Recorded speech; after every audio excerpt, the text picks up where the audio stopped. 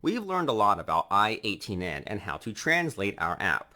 Preparing your app for translations is easy, but there's no point in doing so if you can't switch between languages. That's what we'll be learning in this lecture. Every app implements language switching differently.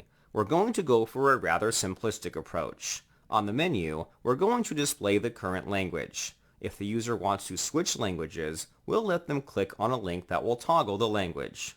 Switching languages can be risky. I always recommend you add a fallback locale in case the language the user selects doesn't exist for whatever reason. For those of you who are curious, we won't have to worry about an empty page appearing because we have a fallback locale. The plugin configured a fallback for us when we were installing it. If you didn't install View I18N through the plugin, I recommend you add the fallback locale property to the configuration object. It's possible you may decide to remove a language later down the line. A user may visit our app with a language that has been removed. To prevent them from seeing a blank page, we create a fallback language. By setting a fallback, we'll never have to worry about the user seeing a blank page. Let's begin changing languages. Open the header component file in your editor. On the menu, we're going to add a link that will change the language. In our template, search for the primary navigation. We're going to create another unordered list element similar to the first one. We're creating another list because we're going to move the menu item to the right side of the header. It'll stand out if we move it away from the other menu links. We can move the list by applying the ML_Auto class.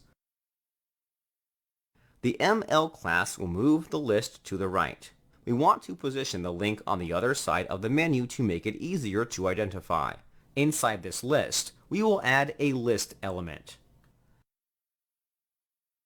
Inside of it, add an anchor element. Lastly, we'll set the href attribute to a hash. It doesn't matter what the link is. We won't be redirecting the user anywhere. We want to listen for clicks. We'll add the click event listener with the prevent modifier. We're going to change the locale programmatically. That can be done in one line, but I prefer to outsource the code into a separate function. If the link gets clicked, we'll want to call a function called changeLocale. This function doesn't exist. We'll need to create it next. Before proceeding with that, we're going to add an expression inside the link. The expression will be a computed property called currentLocale. We want to be able to output the current language to the user dynamically. Let's define the method and computed property next. First, the method. Down in the script block, add the changeLocale method to the methods object.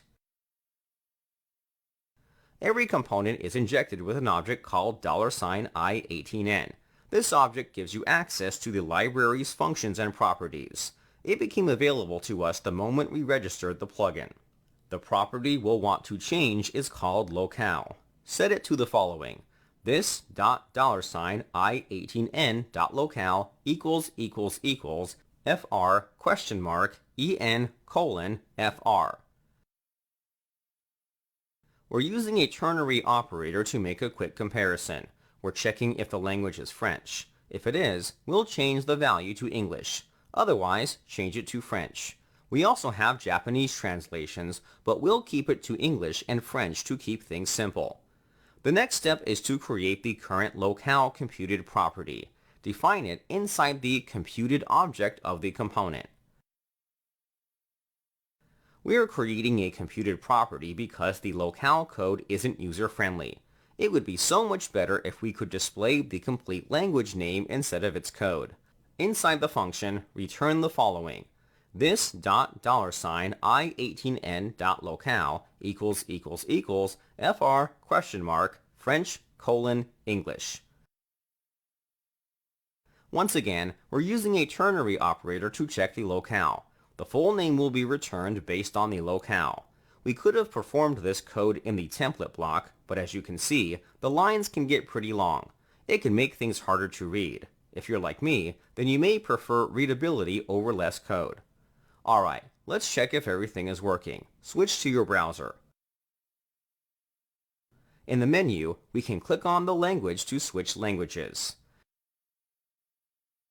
By default, the language picker should be English. Clicking on it will change the language to French. Make sure you're on the home page to see the language change. Every time we click, the introduction message on the page changes to the correct language.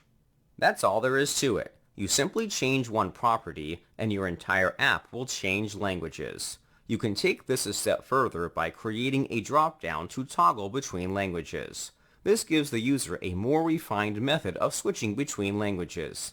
The code is all the same.